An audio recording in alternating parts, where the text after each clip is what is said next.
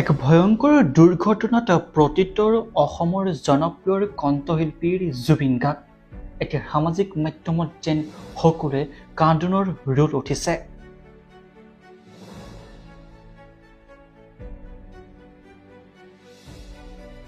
ছিংগাপুৰত দুৰ্ঘটনাগ্ৰস্ত জুবিন গাৰ্গ স্কুবাৰ ডাইভিং কৰি থকাৰ অৱস্থাত সাগৰত পৰে জুবিন গাৰ্গ। ছিংগাপুৰৰ আৰক্ষীয়ে উদ্ধাৰ কৰি জৰুৰীকালীন অৱস্থাত ভৰ্তি কৰে চিকিৎসালয়ত। অতি সংকটজনক অৱস্থাত আইচিইউত ভৰ্তি কৰোৱা হৈছে অসমৰ জনপ্ৰিয় কণ্ঠশিল্পীৰ জুবিন গাৰ্গক।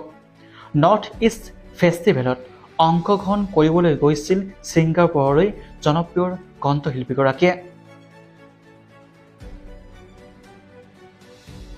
জানিব পৰা মতে এতিয়াও অচেতন অৱস্থাতে আছে জনপ্ৰিয় কণ্ঠশিল্পীগৰাকীয়ে।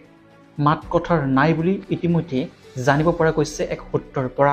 সঁচাকৈ অতি দুখ লগাৰ অতি হৃদয় বিদাৰ ঘটনাৰ।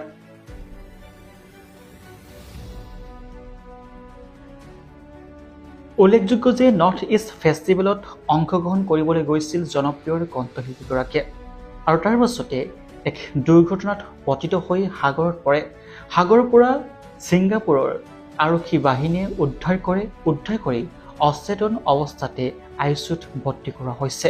চিকিৎসকে এতিয়ালৈকে জানিব দিয়া নাই যে তেখেতৰ বৰ্তমানৰ অৱস্থা কি, কিন্তু আইচিইউত ভৰোৱাৰ আগমুহূৰ্তলৈকে তেওঁৰ মুখৰ মাত নাই বুলি বহু লোকে এতিয়া ক'ব বিচাৰিছে।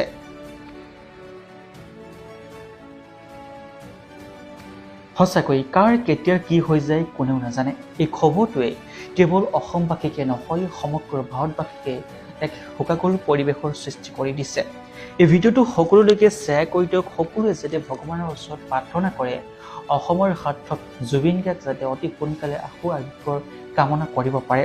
সঁচাকৈ অতি হৃদয় বিদাৰক অতি মৰ্মাহত হৈছোঁ জুবিন দাৰ এই খবৰটো পাই।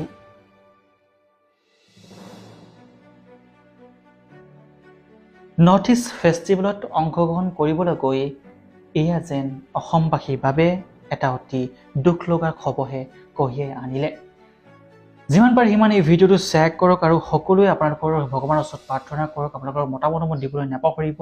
আৰু বৰ্তমানো তেখেতৰ অৱস্থা কি হৈ আছে জানিব পৰা হোৱা নাই। আইচিইউত ভৰ্তি কৰা হৈছে বুলি জানিব পৰা গৈছে আৰু আইচিইউত ভৰোৱাৰ আগমুহূৰ্তলৈকে তেখেতৰ মাত কথা নাই বুলি ইতিমধ্যে তাত উপস্থিত থকা যিসকল লোক আছিল তেওঁলোকে সামাজিক মাধ্যমত পষ্টসমূহ শ্বেয়াৰ কৰিছে।